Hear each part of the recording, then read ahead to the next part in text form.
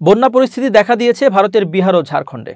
এর জেরে ফারাক্কা ব্যারাজের সব গেট খুলে দিয়েছে দেশটি। সম্প্রতি এসব গেট খুলে দেওয়া হয়েছে বলে জানায় ব্যারাজ কর্তৃপক্ষ।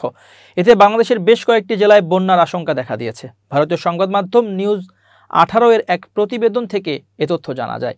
ফারাক্কা বাঁধের এসব গেট খুলে দেওয়ায় বন্যার আশঙ্কা তৈরি হয়েছে পশ্চিমবঙ্গের মুর্শিদাবাদ সহ বাংলাদেশের কয়েকটি জেলায়।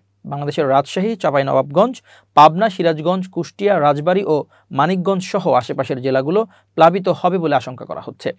সংবাদ মাধ্যম নিউজ 18 বলছে, প্রবল বৃষ্টি আর বিহার, ঝাড়খণ্ড থেকে পানি ছাড়ার কারণে চাপ বাড়ছে ফারাক্কা ব্যারাজে। পানি ছাড়তে হচ্ছে এই ব্যারাজেও। ফারাক্কা বাঁধ প্রকল্পের পানি বিপদসীমা অতিক্রম করায় দৈনন্দিন পানি ছাড়ার পরিমাণ বাড়ছে। যদিও বাকি সময়ে আপস্ট্রিমে পানি যেমন থাকে সেই অনুযায়ী ছাড়া হয় ডাউনস্ট্রিমে।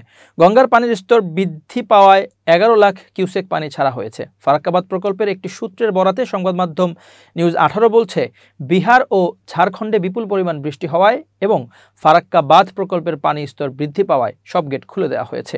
যে পরিমাণ পানি আসছে সেই পরিমাণ ছাড়া হয়েছে, ইতোমধ্যেই বিপদসীমা অতিক্রম করেছে। ফারাক্কা ব্যারাজে পানি ধরে রাখার ক্ষমতা নেই, ফলে ছাড়তে বাধ্য হচ্ছে তারা।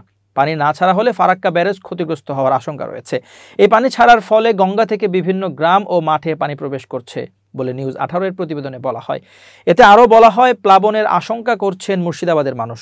বিহার, ঝাড়খণ্ড সহ গঙ্গার উচ্চ অববাহিকায় ব্যাপক বৃষ্টি হয়েছে, ফলে হু হু করে বাড়ছে গঙ্গার পানির স্তর। জানা যায়, ফারাক্কা ব্যারাজের আপ স্ট্রিমে পানি ধারণ ক্ষমতা 26.24 মিটার, বিপদসীমা 22.25 মিটার এবং সতর্কতা সীমা 21.25 মিটার। ইতোমধ্যে আপ স্ট্রিমের ধারণ ক্ষমতা অতিক্রম করায় শনিবার থেকে খুলে দেওয়া হয়েছে অধিকাংশ গেট। ইতোমধ্যেই 11 লাখ কিউসেকের বেশি পানি ছাড়া হচ্ছে ব্যারেজ থেকে। যদিও পদ্মায় পানি বাড়ায় প্লাবনের পরিমাণ আরও বাড়ছে।